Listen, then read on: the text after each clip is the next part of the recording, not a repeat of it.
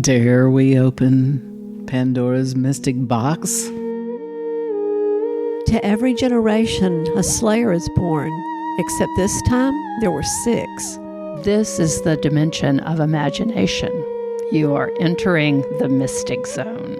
Do you ladies see that aura? Something wonderful this way comes.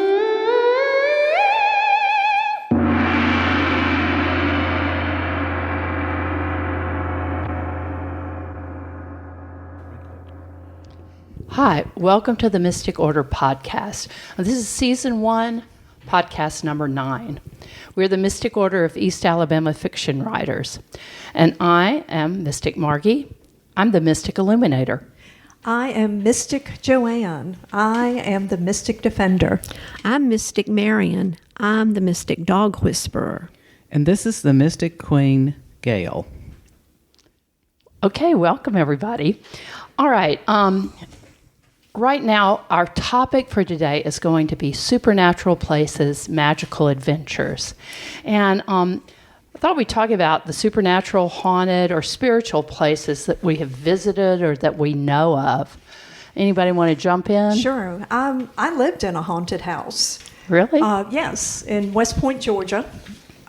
We lived in an old antebellum house. It still had some sort of little quarters in the back, right on 2nd Avenue in West Point, so it wasn't tucked away anywhere. My father always looked for houses that had dead-end streets or cul-de-sacs because of the 12 of us rambling around the place. And there was a lady, a ghost, that wandered the 2nd floor of the house.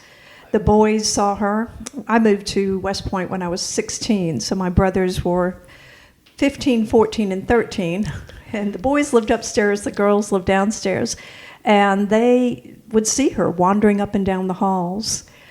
Carol, my sister, says one night, she was probably about 10, she felt somebody tuck her in and opened her eyes to say, "Thank you, Mama," and there was no one there. What did she look like? How did they describe her? The only way I can describe her, because I saw her just once briefly. She seemed to appear to the boys more than she did to any of us, but we were all outside playing, and on the 2nd floor window looking out over the street, a face appeared, and my brother started yelling, "Hey Mama, hey Mama," and jumping up and down, and my mother came to the front door and said, "What?" And we looked up and the face disappeared. So I guess she was thin. She looked like my mother, who was thin. And the story is that we investigated, and the story was that she lost a child in that house. Wow. And so was still looking for the child, I think. So that was our mystical. Years later, after we had left West Point, I had gone to law school, and I was practicing in a building, and there were people there from WSFA News. They had a local office there in Opelika. And the lady who was one of the newscasters was talking about rebuilding her house, and Jimmy and I were renovating a house at the time. We got chit-chatting, and she was saying, "Oh, you know, the Atkinson house." And I said, "Oh, I lived in the Atkinson house." She goes, "Really? Did you like it?" And was, tippy-toeing around. And I said, "You've seen the ghost?" And she goes, "Oh my God, I thought it was crazy." She goes, "Yes, she had seen the ghost as well." Wow. A lot of people in Auburn have seen ghosts because there are several haunted places in Auburn. We're the home of Auburn University. Yes. And I think the most haunted one, well, actually it wasn't a place. The university theater was haunted no matter which building they were in. Really? And the very first theater, and they stayed in this same location for 40 years, had been a Presbyterian church that was built in the early 1800s. And had been a classroom, but it was also a hospital during the Confederate War.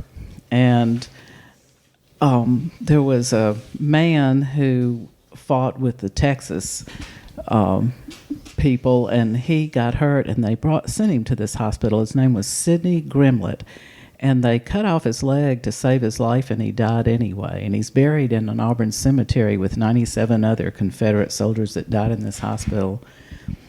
And he is who is haunting the theater department. And when the theater department moved to Telfair Pete Theater, Sidney moved with them. He must be a theater lover. Like the arts. Well, one interesting thing is there was the usual stuff, tapping and hearing people walk down the hall, but he would also appear in photographs that were just taken of the players in the play. They'd be all dressed up in their costumes, and there would be a paranormal kind of figure behind them. I had heard that because he was so noisy during performances, they would leave candy for him. Oh, yeah, because they were afraid of him, and he loved sweets. Ah. So they were trying to appease Sidney by leaving him candy. Did they find wrappers to suggest that he ate the sweets? He was a neat ghost. He probably threw them away. Oh, I don't know. So, and the other place that's haunted was Old Main, which was there before it burned. And it was what is Sanford Hall today, is built on the area where Old Main was. And it had been a classroom, and then again it was a Civil War Confederate hospital. And they say that it is guarded by Confederate soldiers, and some are in the clock tower. That's the face people say they've seen in the window? Right. Well, let me ask you this, Gail, since you've lived here since the beginning. I wasn't here during the war. Was Pebble Hill also a hospital ever? I have no idea. Someone told me one time that Pebble Hill was haunted and it had been a hospital, and I'm wondering if they got the theater story mixed up with Pebble Hill, or if perhaps Pebble Hill had been too. Well, I had always heard that the theater was haunted because when we were going to school here at Auburn, they would talk about the theater being haunted. When it was on the corner there, that is now the chapel, and also after it had moved, we'd always heard it. I think, but like the Phantom of the Opera, I just think ghosts like theaters. Yes. So, Yeah. Well, also in Opelika is the Spring Villa. It was a lake, which is now gone, but there's still a spring there. spring. And it was a beautiful plantation at one time owned by Penn Young. And there's a story about the ghost of Penn Young being at Spring Villa, but actually this story was made up by Boy Scouts in the 1940s who were trying to scare each other to death out at... But they still report mysterious happenings at Spring Villa. I guess the ghosts liked the stories that were made up by the Boy Scouts and decided to haunt the place. Gail, don't I remember a story about you and Rivers? That's true. The made-up story is that a slave who was mistreated by Penn Young killed him on a winding staircase. There's a little part taken out where a big vase was, and the slave hid there and killed Penn Young. But the truth of the matter is Penn Young died of natural causes 10 years after the Civil War was over. Did you write about that in The Ploy of Cooking, the haunted staircase? Yes, she did. She wrote about Rivers going to... Rivers is my son, and I took him to Springville, and by the way, he was with the Boy Scouts camping there, and he wanted to see it, and the caretaker let him in. The other Boy Scouts had already left for home, and I was with him, and I was talking with the caretaker at the bottom of the steps, and all of a sudden, here comes Rivers rolling down the steps, hitting every step, bam, bam, bam, bam, and crying, and he said, "The man pushed me." And I had heard that the ghost did push people down the steps. Had you? I had Yes. never heard that. Yes, I wouldn't have had let my heard young that. child go up there Yeah. because I was Mother of the Year almost every year. No, that was me. Marian, what are your haunted places? Well, I've been to Salem, Massachusetts, but what I really would rather talk about is personal experiences. Sure. Yeah. The house I grew up in, when my parents married as teenagers and moved into it, had been used to store hay for a long time, but it had been a residence at one point. My ancestors had built it. They lived up a red dirt clay road on a hill, and during the rainy season they couldn't get to town. There was no town, but they couldn't get down the road for the children to go to school. So they built the house I grew up in as a rainy season home to stay in during rain so the children could get to school. And there's a round hook screwed in the doorway of the guest bedroom where my grandmother, who died when she was 19 and my daddy was 6 weeks old, I never knew her, but when she was having either a wedding or baby shower, her friends had a shower there in that house for her, and they took crepe paper and made a rainbow that went from one end of the hall to the other and was hooked in those hooks. So that's always been a reminder to me, that she lived there and she died before I was born and so on and so forth. And I have no idea whether she has anything to do with the stories I'm going to tell you or not. But I was sleeping in that room as a teenager because I wanted my room farther away from my parents than it was. And I moved my record player and my stuff to that room. And I thought Mama call me one night. I heard my name as clear as day. And I said, huh? And she repeated my name, and I sat up, and there was nobody there. I went down the hall, and Mama was sound asleep. So I know I heard my name, but I sort of thought, well, maybe it was a dream. Until I was Was it a boyfriend?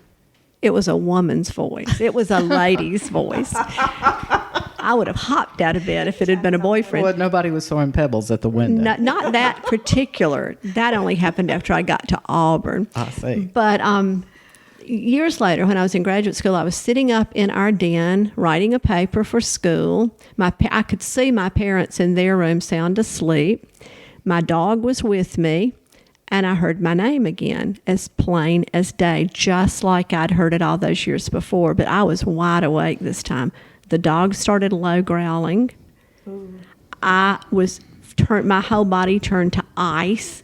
And I grabbed the dog and ran across the hall and jumped into the bed with my parents so fast that it's a wonder I didn't get whiplash. But my parents were still sound asleep. So I've always wondered if that's my grandmother that died when my daddy was a baby. I've just always wondered who the voice belongs to. It is a lady. I've always believed, we always see horror movies and things like that about ghosts like Chucky and that would kill people, but I think I've never seen these movies. Me either. Chucky the ghost? Chucky the doll, the demonic doll. The demonic doll. No, I'm a little too highbrow for Chucky. I understand. But I always think that ghosts, if they are benevolent. Yes, I don't believe that they're evil at all. Well, certainly the ghost my friend Bob encountered in LaGrange that he believes might have been his mother was benevolent. Before his mother died, he had come home from California and was living in the basement of his mother's house.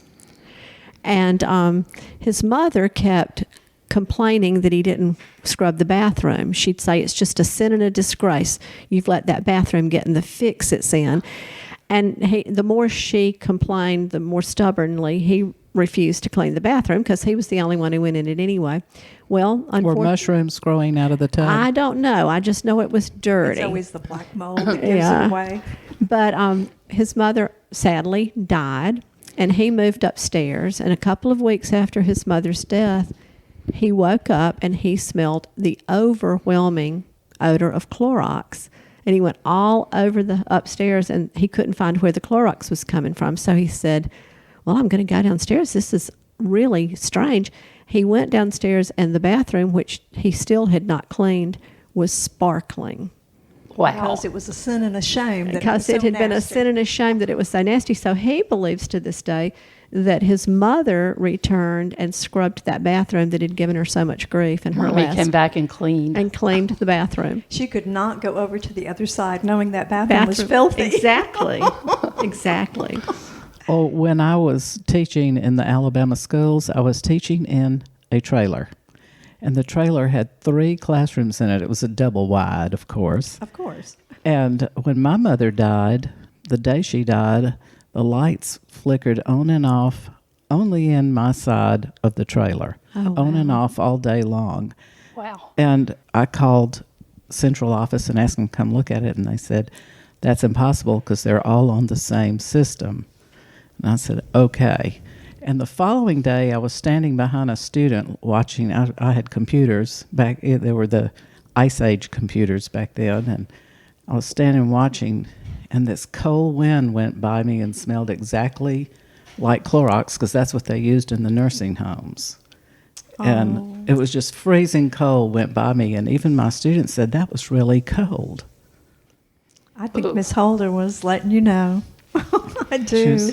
That is the thing about ghosts, is that they're supposed to have a chill in the room. Right. Well, Betsy, and y'all know my friend Betsy, who's also gone on. After her mother loved holidays, but her favorite holiday of the year was the 4th of July. And she died on July 3rd. So she could go celebrate it in the great beyond.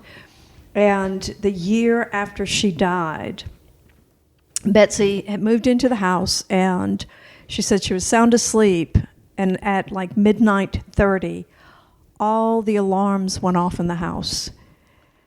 And she got up, got her husband up to look. The police came. They looked. There was nothing. There was no doors open. There was nothing. So she thinks, we used to call her Mama Tiki. We think it was Tiki coming back and saying, hey, still here. Clean that bathroom. No.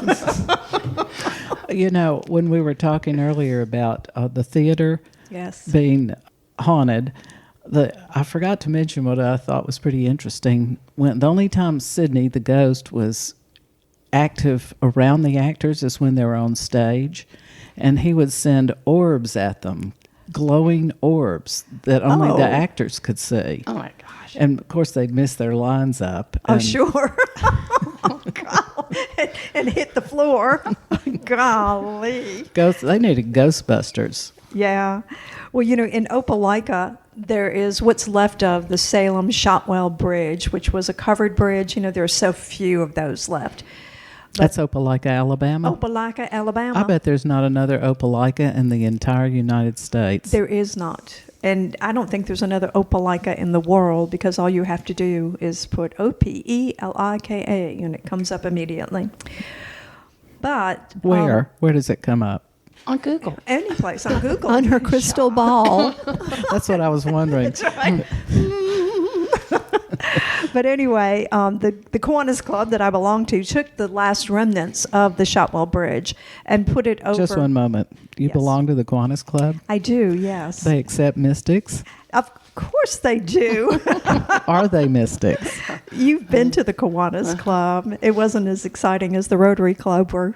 No, okay. Well, I understand. You digress there. Nothing is as exciting as the Rotary Club. Where Judy. No, got I just 7 would like to proposals. say one more time, nothing is exciting as that. But on to the story you were telling before I Yes. so rudely interrupted. But anyway, the Salem Shotwell Bridge fell in. Like so many of the covered bridges, they either weren't kept up or vandals got to them. And the story is that it fell in while a woman and her child were wandering or walking or driving over it. And so subsequently, like I said, they took pieces, the Kiwanis Club took pieces of it, put it back together, and put it over. Okay, Gail, you ready for this one? Put it in Monkey Park over in Opelika. Monkey Park? Monkey Park. I love Monkey Park. I do. I love Monkey Park myself, where they had real live monkeys. They did, but people mistreated them, and that's wrong. Actually, well, they probably did, but actually what happened to the monkeys was not tornado, hurricane that came through here? Opal? Opal. When Opal came through, it knocked down the cages, And the monkeys escaped. and the monkeys escaped. And this is not exactly a mystical experience, but it sure did put the fear of God in my husband. My father ran the chemical plant, and so he stayed at the chemical plant during the hurricane and sent then, not even my boyfriend then, but Was sent this Jimmy. chemical plant in your attic? And chemical plant that was in the basement, and we digress again. But anyway, sent Jimmy, my now husband, home to check on my mother and the rest of the kids. And as he is going, there are trees down everywhere. And so he gets out of the car and starts fighting the wind to get to the house. And he looks over and he sees a small hand. And he thinks, oh my God, that's a child. What am I going to do? So he goes over to touch the hand. It's cold. But this monkey jumps up and starts running towards him. So that was his mystical experience With a monkey. Park. But Salem Shotwell Bridge, still to this day, they say is haunted. And if you leave candy on the bridge, the child that was killed when it fell in will come and get the candy. Or a monkey. These Or a spirits, monkey. these spirits seem to like sweets. Sweet too. Uh-huh. Yeah. So when I die, y'all know what to expect. Okay, Chocolate. Gail. And we'll look for the wrappers Marie too. Laveau does too. If you're asking favors from Marie Laveau, Which I've never done. How about you? maybe. Who is Marie Laveau? Well, I don't she know. was the voodoo goddess of New Orleans for 200 years because there were two of her. But her believers loved her so much that rather than accept the fact that her daughter Marie took her place when the mother Marie, It's kind of like Ann Landers. right, it is, and Carolyn King, On another level. Dear Abby, dear Marie. dear Marie lives forever. But yes, Marie Laveau. If you were going to ask favors, it's actually, I learned this from reading about Marie Laveau. If you were asking favors of the Loa Urzuli, who is the Loa of Love, sort of, in Lola Lazuli? the Loa, which is what she is. Okay. And her name is Urzuli. Isn't there a song about Lola? Well, this is Loa. That's Lola. Loa. She was the Loa of Love. So if you were asking favors concerning love of Urzuli, you offered her fruit and honey and all kind of sweets. But the backlash was that Urzuli is also jealous of lovers, and she might just turn around and take him from you after she gets him for you. Oh, she was my roommate in college. Yeah, she was all of our roommates. I had one of those roommates too. Yeah. Now, is this all in New Orleans, or do we have any here? Loas? Yes. I have no knowledge of any Loas here, but I'm sure there might be some. Betsy used to think, again, my girlfriend used to think that I could zap guys for her. She had, and I don't know what exactly she meant by that, was just that She if could zap guys for you. For No, her. Joanne could I do it. could zap guys for Does her. that mean kill the ones that treated her wrong? No, just the opposite. She meant that if I really concentrated on them, they would come and, just want to take her out and I've seen Be you zap a boyfriends. couple. What do you mean by take her out? take her out like a date, Oh, I Gail. see. You remember dates, don't you? Well, this You've been married. zapping language, I'm thinking, are we killing off the boys No, of Sigma no. Chi or what? I was going to say, of course, we were just talking about ghosts and witches and whoever being benevolent. Well, not the YlangYlang can draw. I don't guess it has to be the opposite sex. I guess it's whatever gender you're attracted to. You can use YlangYlang oil to draw the attention. I do remember one time during Christmas we went to the Opelika Walmart, and you were looking for a certain perfume that was made out of pheromones. The Opelika Walmart. It wasn't there. It had to come from Macy's. I did not find it at the Opelika Well, when I Walmart. got to Walmart, the people there were the great unwashed, and she's looking for pheromones to attract these people, and I'm on my knees begging her not to get a bottle.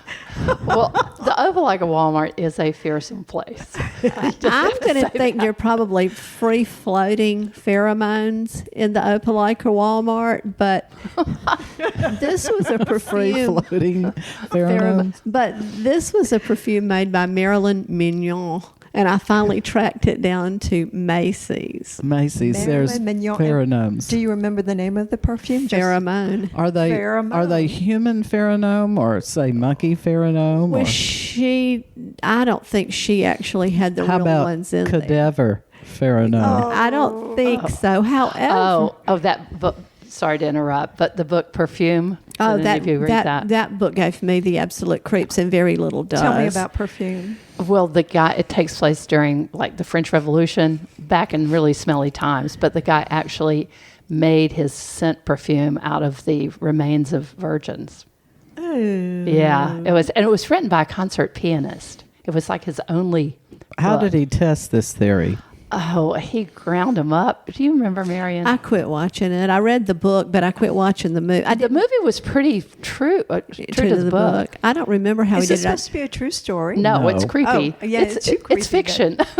Well, you But- know, well, the creepiest even things to- usually are nonfiction. Even today, people will use civet from the anal glands of cats. Yes, I've heard of that. Which I don't approve of, and neither do Neither do the cats. The Mystic Order does not approve of that. No, and neither do the cats. Neither do the cats. On behalf of the cats, we disapprove. But unless they're trying to get their own Right. cat lover. No, we disapprove on all levels. Oh, we, Marian, I see you brought some tokens or magic charms. What did you bring I just to our grabbed these table? as I went out the door because they were the handiest. This one is a Mexican protection packet, and you carry it for personal protection and luck. It has a magnet, which is called Piedra Inman, to attract luck, and the color red. Joanne, can you unzip-lock that and tell us the rest of the story? Y'all are aware that this is like the old radio programs and they can't see this. Yes. and it looks like That's why I'm trying to describe it. It looks like a little. Well, this is the description right here. The red magnet? Huayura, Huayruru seed. And that saint is San Martin Caballero, known for his charity to That's the San poor. Martin. It looked like the Virgin Mary. It's San Martin Caballero. And what exactly does this one do for you? Well, it's got a bean in it. What's the bean The for? bean is usually, I would think, fertility, but I don't know. There's bean. It looks something. It looks like a little magnet, but one of those magnets that you used to get, like those horseshoe magnets, the old time.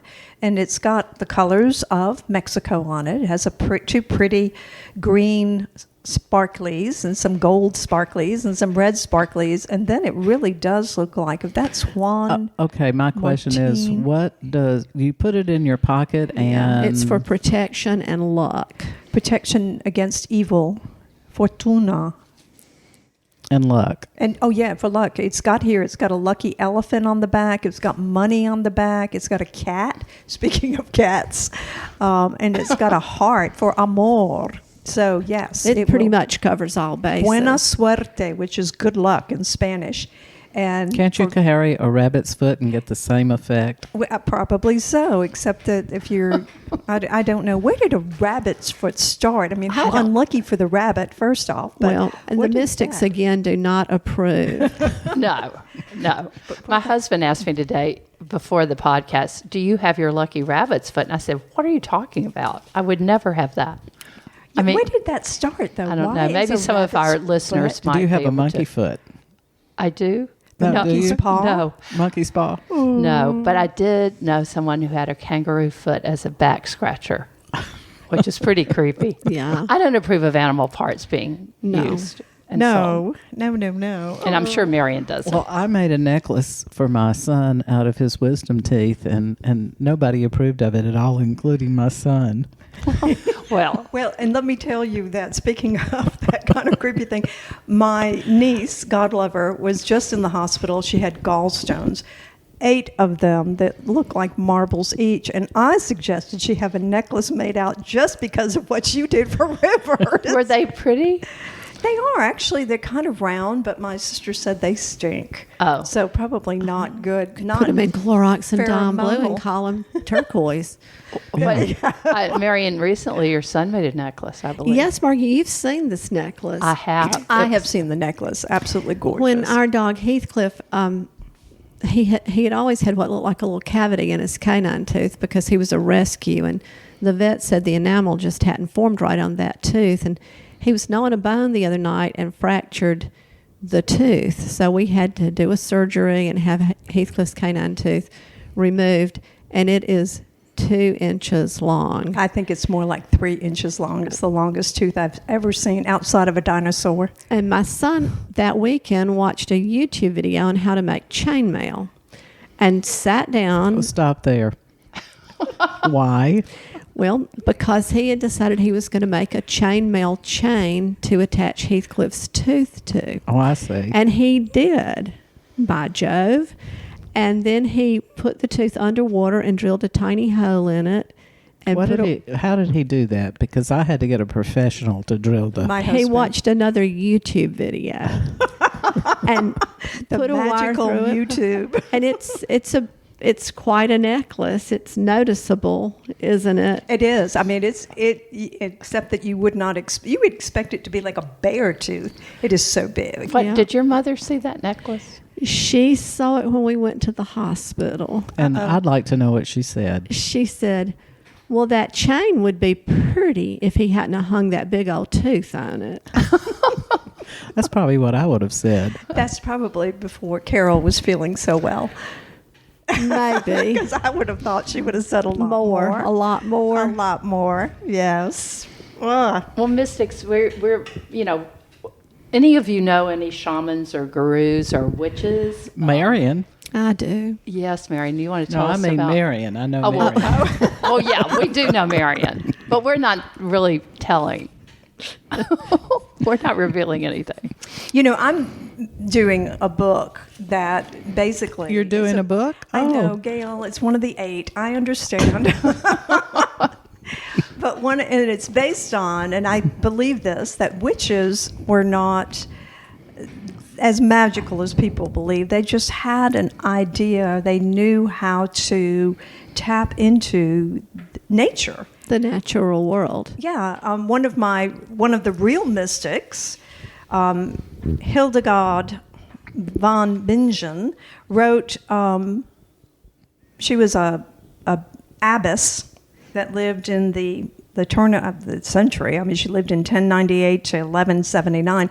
She wrote. Which century did she turn? Is that the first century? Was that First millennium. first millennium? Yeah, Okay. 1000. Yeah, 1000. So she lived a long time ago, is what I'm saying. But she wrote a book called Physica, which basically takes everything, much like we do now, to tell you what it's good for.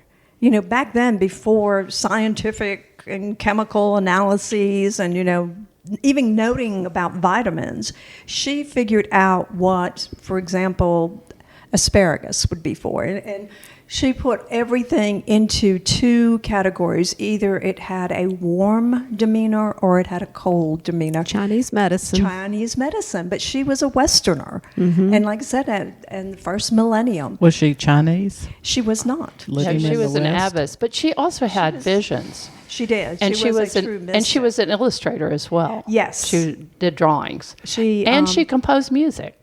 She was a pretty, all around None. she all was around nun. an Yes. all-round Well, as nun. Gail would say, what a waste. She was, and I'm trying to see, I want to say she was in Germany. Is that right? I believe she was in Germany. Yeah, Germany, one of the Germanic states at the time. What would probably maybe I think it was Germany really. I was thinking Belgium maybe today or Yeah. then. But she would have been considered a witch, but the Catholic Church made her a mystic instead. So, same thing. So perhaps, Gail, us being mystics, dear Queen, we are all witches. I don't think so. No. No. We're all mystics. Well, we're you think about magical, mystical kind of spiritual experiences. Any of those happen? I to have any of never you had a guys? spiritual experience in my entire life. I don't know I'm if this sorry. counts, but Mr. Fingers was coming to the Union Ballroom. Mr. Who? Mr. Fingers, he was a hypnotist magician. This was in the, I suppose, 70s. Mm-hmm. And I really wanted to go see Mr. Fingers because we had already seen Ed and Lorraine Warren. Are y'all familiar with Ed and Lorraine? No. Who are they? They were exorcists for the Catholic Church, and they went to, what's the really famous exorcism movie that got The made? The Exorcist. No, the house where all the, you know what I'm talking about, that salt box house, Amityville. Oh, They were the Amityville Horror. exorcists. Amityville Horror. They were the exorcist at Amityville, and after Ed passed on, Lorraine continued to do a show on exorcisms. As a matter of fact, she appears in Annabelle, those movies, Annabelle, about the haunted doll? doll. Yes, Yes. Lorraine just died, but she appeared in those movies. Well, they took a liking to Juan. We met them over And Juan. Juan, my ex-husband. There we go. We met them over at the Quonset hut The Quonset hut? that the ball game people burned down. Remember when we used to go to Yes, concerts? yes. No, they didn't right burn the across- Quonset hut. They burnt the Quonset huts were those little dome-shaped ones. Well, what was that thing they burned? I thought it That was. was the gymnasium. Well, That was that's the what gymnasium. It was the old Yeah. gymnasium. But and was it domed? No. No. I think next door to it was. But The not Quonset that. huts were brought here after the war, along with tugboats and anything else students could live in. And everyone in Auburn had an apartment in somewhere in their house, the back of their house, Oh, the yeah. roof of their That was house. still true when I came here. People Yeah. had apartments in the backs of their houses. But go ahead. Anyway, we had gone to see Ed and Lorraine Warren at that place, and Juan went up after and started talking to him, and they all liked each other and had mystical experiences to share. And so I got real interested in them, and so shortly thereafter Mr. Fingers was coming, and I said, well, let's go see Mr. Fingers. We kind of talked about whether we were going or not, and we were walking back to our apartment after class one day, and I saw an unmarked, just an unmarked car coming down the road, the street on Sanford, and I said, and I don't know how I had this knowledge, but I said, that's Mr. Fingers. And lo and behold, the car pulled over and said, could you give me directions to the Foy Union Ballroom? And we gave him directions. And so then we had to go because we were too shy to say, are you Mr. Fingers, in case he wasn't. And You we had to go because you were his map? Well, no, because I had to make sure it was Mr. Fingers after I had Oh, I called. After see. she'd made this prophecy. So we went, and it was indeed. It was Mr. Fingers, and I had called it right. But it gets even stranger when he starts asking people to come up to the stage, and I wouldn't go. And he started calling people, and he said, there is a female in the audience who is ready for this to end because she wants to go home because she's worried about her dogs. Would that be true? And Juan starts elbowing me because, of course, that was true. So that little event I found, But you still didn't go forward. I didn't go forward, but we went. What if Oral Roberts had asked you to come forward? I wouldn't have been there. Well, You wouldn't have walked up to the TV so he could heal you? Nope. Was that what Mr. Fingers was doing, healing? No, No. Mr. Fingers was showing you how to use the power of persuasion to make all the blood run out of one arm into the other, which I mastered at that time. And we also, Excuse me. you mean fingertip to fingertip? I could do that, and I could stick a pin through the arm that didn't have the blood in it and not feel it. And I performed that for my students at Auburn one day. No wonder you were fired. No You were wonder. asking about witches. I was not fired. And you wondered why you couldn't get tenure. I certainly had the attention of that class, let me tell you. But we went home and made index cards. We put a plus, a minus, a zero, and some wavy lines. And we turned out all the lights except a candle. And Juan would sit and look at an index card, and I had my eyes closed, and I got, I think, something like 78 out of 83 of the wow. cards right. And we don't know whether it was because he was a sender or I was a receiver. Is 83 a magic number for you? No, but we just many index cards? We just did it that many times. Yeah, well, he kept going through the same index cards. We just sort of counted how many times we did it, and I got an amazing number of them right. But I've come to believe it was because Juan had the power to send more than I had the power to receive. I would think, but people have the power, quote, to send, but you still have to be a recipient. Right. Or maybe we just worked well together in that respect as a pair. Well, I want to get totally off subject with talking about your pin in your arm, all the way through your arm with no pain. Rivers, my son, came home from 7th grade one day and said his substitute teacher had a tongue stud. This is before tongue studs were the popular thing. And that he told the class if they would do their work and remain quiet, he'd show it to them at the end of class. And they were quieter for that substitute than any other substitute in history. And they showed him the tongue stud. And then they fired him. And I'm thinking, fire him. He should be the substitute for everybody. Oh my gosh. Absolutely. Yes. Yeah. Absolutely. Well, my son came home from school one day and the substituted fed him packing peanuts.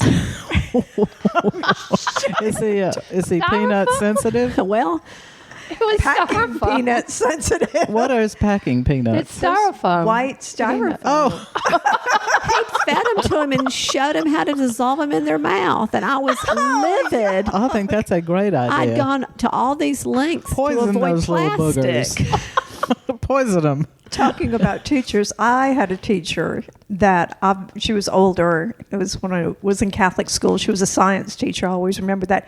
Who taught me how to read palms in Catholic school. That's but anyway, Catholic science. she always sat on a stool, and of course now I know it's because she had probably problems standing that long in the day. But how she kept our attention was someone dared to ask her, well, why do you always sit on that stool? She goes, because my wooden leg bothers me. Everybody was just honed in on that leg. No one spoke. Okay, well, we're totally off subject. Sorry, Margie. Well, No, we were that's- talking about, mystical, and I guess, as Marian was talking about, the only times that I've had that experience was, as you know, I have a lot of brothers and sisters, and many times just walking through the house. Could you name your brothers and sisters for us? Jimmy, David, Peter, Mark, Arlene, Carol, Charlie, Libby, Franny, George. Okay, now that we have that out of the way. We ought to do that every Mystic Meeting. We will. Let's do. It's a mystic moment for me. And it is. And if you can name them, there's a trivia question in the local bars. Name all the Alexander children. And let me repeat, that's how I do get to sleep at night instead of counting sheep, is I name the Alexander children, and before I ever get to George, You're gone. I'm Here gone. we go. But one of us would be wandering around the house with, how you get a song stuck in your head, and somebody else would start singing it out loud. And the piece de resistance of that was in 1974, I lost my trailer, a single wide, to the tornado. To divorce? To the tornado. rope man? No, in 74, I was a mere student at college. And wise girl that I was not in the trailer. And my brother, who lived with me at the time, had stayed in Love Chipoka with friends.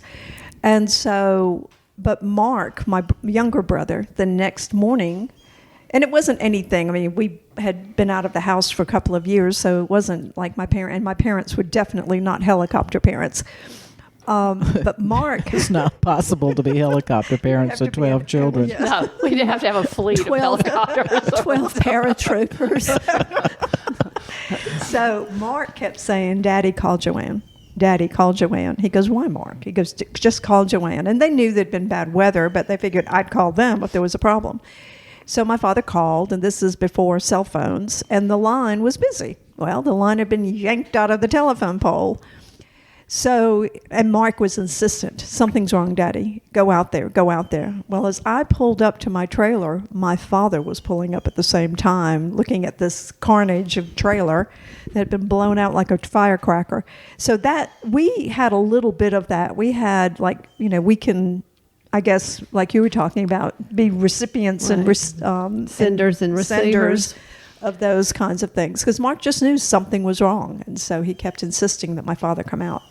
And sure enough, my trailer was blown to hell and back. Before this podcast is over, I want to tell the story of the key to the Camry. So y'all just tell me Well, when. just go for it, girl. Well, I was going to put this in the play of cooking, and it was too long. That's one of our books that we do think our audience would quite enjoy. I think our audience would absolutely love it. I mean, even if they never cooked a recipe, it's so aesthetically beautiful that I think they should have it on their coffee table.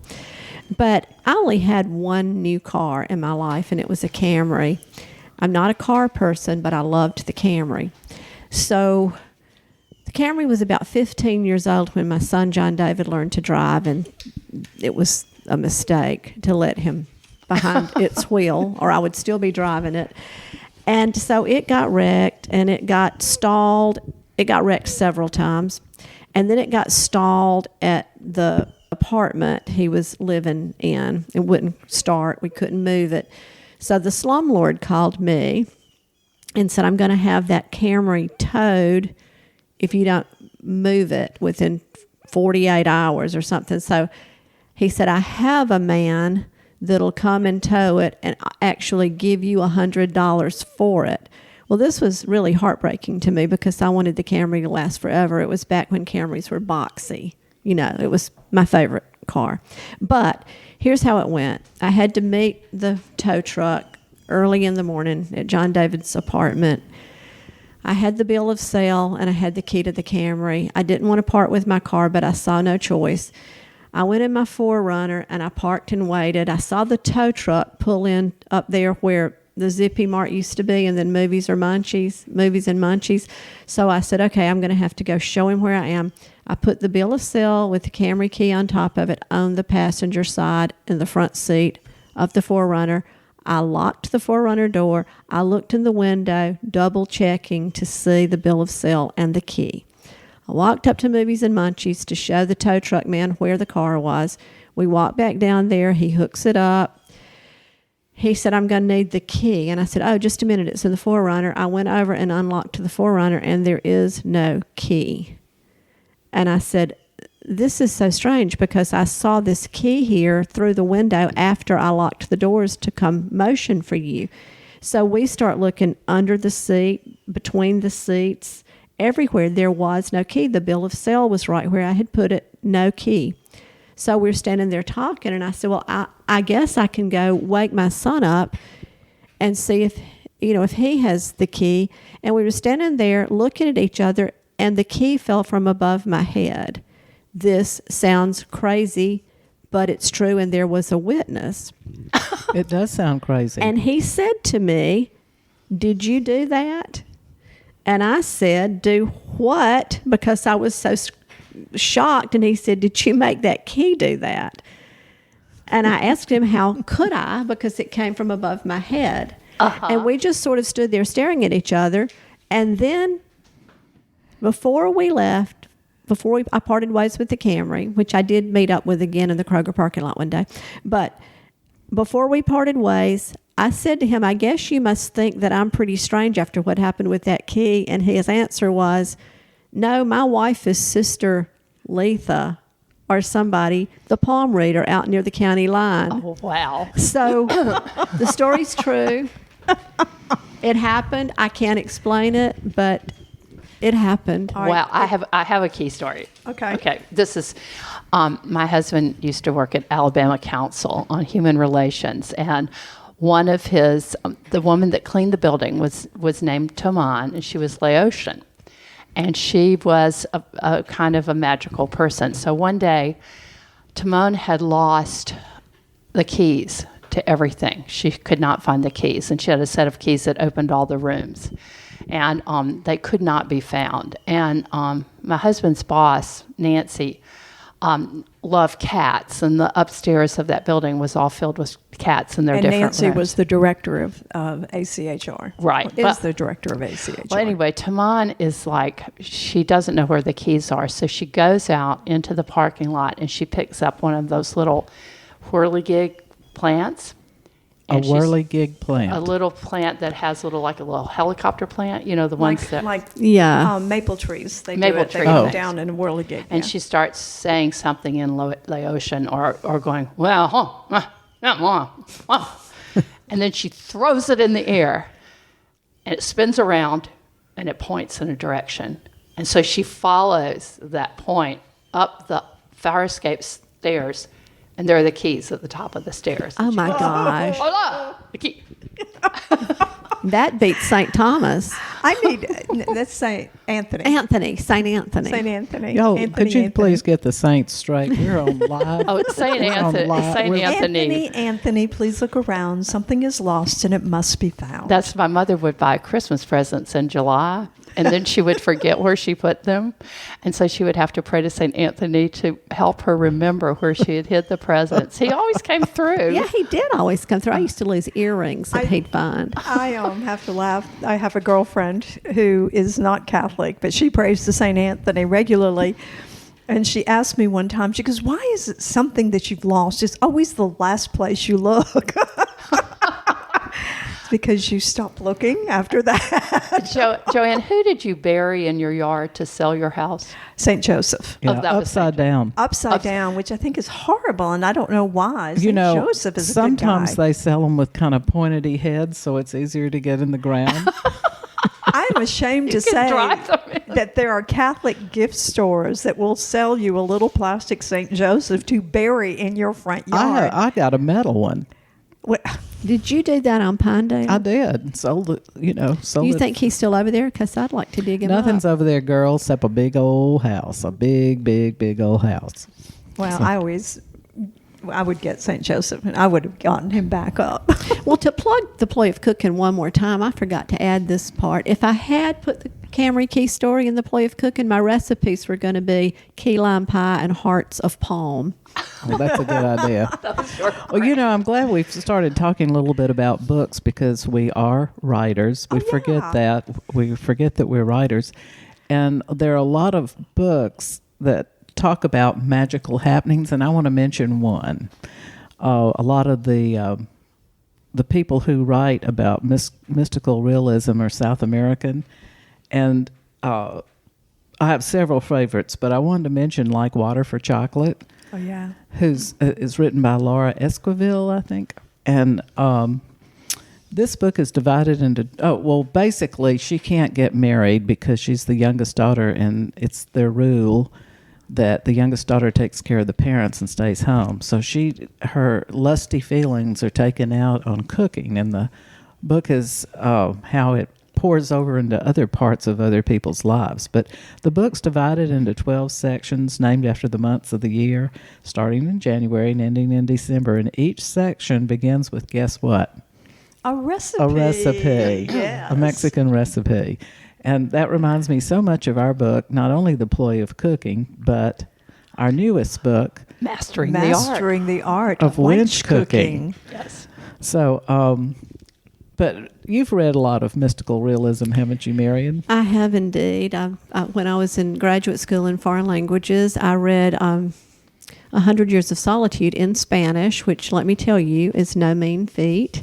It takes about Yeah. 100 years. I couldn't read it in Spanish, but I read it in English. It's wonderful. It is wonderful. And I too love Isabel Allende. And, there's just so many. Love in the Time of Cholera. Yes. There are a lot of and Canadian. even Alice Hoffman. Yes, Alice Hoffman is one of my favorites, but Canadians have a lot of magical realist writers too. Margaret Atwood. Well, I have a theory. Well, maybe. I would say Salman Rushdie, but I don't want anyone to put a contract out on Well, me. Midnight's Children certainly would have classified, parts of it. But I have a theory that anywhere that races and religions mingle closely, you're going to have the mingling of those cultures. the Yes. cultures, and that magical the Southern writers. There's magical realism in Southern writing, and I think it's the same thing. We have races and religions. Well, we used to mingle, now we fight. But this beautiful There's magical some realism, mingling. there is some There's some mingling. There's mingling. still mingling. Yes. Yeah. Well, I was going to say Voodooism and Catholicism. Right, are you know. so similar. Yeah. Well, Marie Laveau went to Mass daily, and her best friend in New Orleans was Father Joseph, I believe. That would They spoke daily. make sense.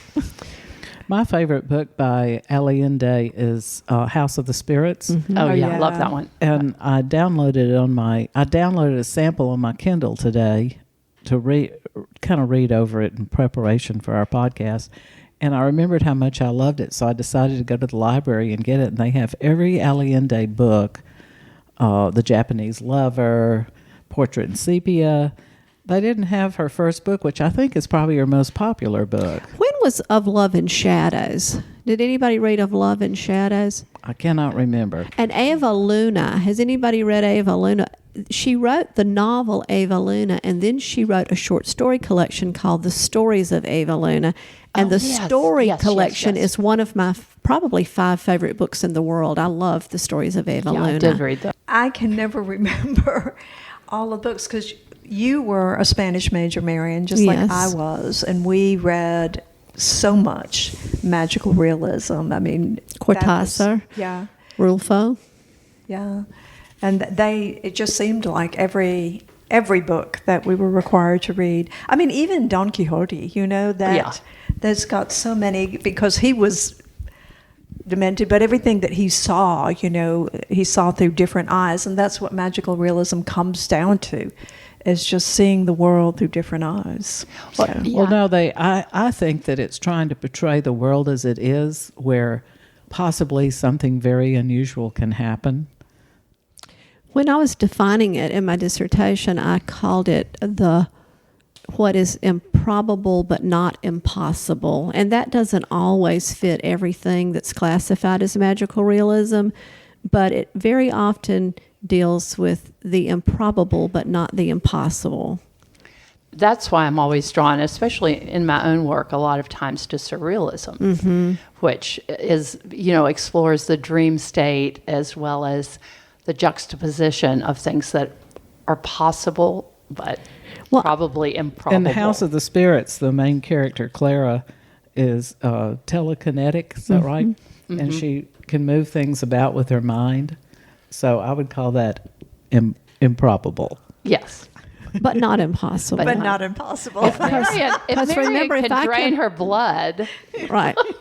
We want to see you do this. I don't know again. if I can. I'm really rusty on this. I'm gonna You're have to have a rusty on glass of draining your wine blood? before I How see can it. one get rusty on draining their I've blood? used my powers of mind persuasion since I had a child 31 years ago. I gave it up. I tell you And you what, gave a lot of blood to that child. I did, didn't I? Yeah, and I will agree with you that if we ever had any mystical, magical abilities, I think we gave them to our children. I think we might they have. were born. Well, I gave up Diet Cokes for my 9 months of pregnancy, so I think because of that, just that alone, means that he should never say get a tattoo or smoke cigarettes. Well, I gave up coffee simply because I was so nauseated for 6 of the months that I couldn't drink it, and then I had caffeine withdrawal and started taking it by the teaspoon just to get caffeine. And this sort of explains John David, your son, I also he was born in August, with a call. and it was so hot that August that I just decided, okay. I mean, by July, I just thought, okay, I've been carrying this child around for I don't know how long. I'm burning up hot. The air conditioner's not working. The car's broken down. I'm having a beer. And I gave the poor child the hiccups in my womb. well, I had my first child was born in July. I also suffered from the heat, but she was also breech, and I kept trying to figure out how I could make her get in the right position. So I would get in the swimming pool at our apartment, and I would stand on my hands at the swimming pool as long as I could hold my breath, hoping that she would flip around, but she never did. At our swimming pool, where the senior citizens swim and walk every day, they are trying to make water-safe babies, and for our families, a water-safe baby was you'd be in your mother's arm and swim to your dad that was 2 feet away. Yes. And it was not traumatic at all. Well, they're taking these little 3-month-old babies and dunking them in the water. Oh, my gosh. And I'm thinking that's the kid that's going to put on a black raincoat in 18 years and walk in the cafeteria because they're please. terrorizing these children. I'm ashamed to say that I did that with Jeremy. Oh, and Jeremy, please. I know. Jeremy They automatically hold their breath, actually. Well, I'm no. sorry, these children are terrorized. They are, and I will tell you, Jeremy could speak in full sentences at 7 months, and that's when I did this. And they would tell you to blow in their face, which would make them hold their breath, and then take them underwater. And he would hold my hand and my face in his little hands going, please, Mama, don't do this. Don't Why would you do this? That's to what this they used. child? That's what the Puritans did to witches. You know. Yeah, and if they You know drowned, what? they were innocent. If I edit this podcast, I'm going to take that out for you, Joanne. Thank you. Well, Jeremy, we've had our issues. Do we have time for our mystic moments? Well, we're going to make time for mystic moments. okay. I don't have a mystic moment that I can think of. Well, that was something that we're going to add to every podcast if we could. Don't we have to have them? But we do have to have them. So I think, Marian, do you have a mystic moment? Well, what I myself am writing Yes. is mostly Yeah. my newspaper column right now, although I dream of writing fiction again one day. That is called Lovely Tokens. Yes, it is. Yes, It's that's the a citizen of delightful- East Alabama. Yes. I am writing a capital murder appeal. Oh, Yeah, ooh, that's exactly what Mystic Mary said. Ooh, well, I don't know how exciting it's going to be, but unfortunately, yeah, it's an appeal. But he did not get the chair, so I have to advise my client as to if he wins his appeal, he gets a new trial. Ooh, well, Do we still have the chair? yes, we do. I thought you could Big die by yellow- lethal injection. You can. Well, but I think they still do have Big Yellow Mama, though. And surely not. Surely. Well, I'm working, of course, on my haikus that I've started Oh, my recording Lord. as I walk. in haiku. As I walk, but I won't finish that. I'm also working on a series of drawings of an alphabet of different animals. Yeah. So and recently I've been working on a drawing. The theme is immigration, and it's a show that's going to be in Virginia. And so my idea of what I'm drawing is in the center of the drawing is a Native American, and then surrounding a Native American woman, and surrounding her are all the races that have come to this country. And it's like Margie, who wonderful. are the immigrants? Yeah. We are. So that's my idea for that. We'll see. It's a drawing right now. Love that, Margie. Well, I'm still basking in the glow of my birthday, which was last Saturday. Happy I know. birthday, Happy Queen. birthday. Thank you. And I ask every single person who owed me a present to give me the offshoots from their oak leaf hydrangeas, little babies that come up. So it's like a free thing. They don't have to go out and spend their money on perfume and flowers on me. They can give me their oak leaf hydrangeas. And this is the second year I've done this. And so far, I've received not any oak leaf hydrangeas. This year I got 2 cakes, 2 different pieces of beautiful pottery. I mean, I have nothing to complain about except that I really would like some oak leaf hydrangeas. So God knows I tried. Well, I'm appealing to our listening public. You're going to be flooded. No, I thought that, and I so far have received none. But in my new house, I have a little small forest in my front yard, and I don't want to have to keep cleaning it up. So my solution was oak leaf hydrangeas. So if you're listening out there, I have this birthday the same time every year. So if you have some baby oak leaf hydrangeas, I have a home. I'll have to look up and see what is the love language of the hydrangea. We'll have to find that out just for Gail. Okay, well, we're coming to an end to this podcast. So how do we contact the Mystic Order of East Alabama Fiction Writers? Well, you can find us on Facebook, facebook.com/Mystic Order of East Alabama. And you can find the show on Twitter at the Mystics Pod. That's Mystics with an S, Pod. At youtube.com/themysticspod, or You can drop us a line at themysticspod@gmail.com, or you can contact us directly if you'd like to schedule readings or order our books, which are also available on Amazon. And our direct messages are open. Rate, review, and subscribe. And remember, Be the flame, not the moth.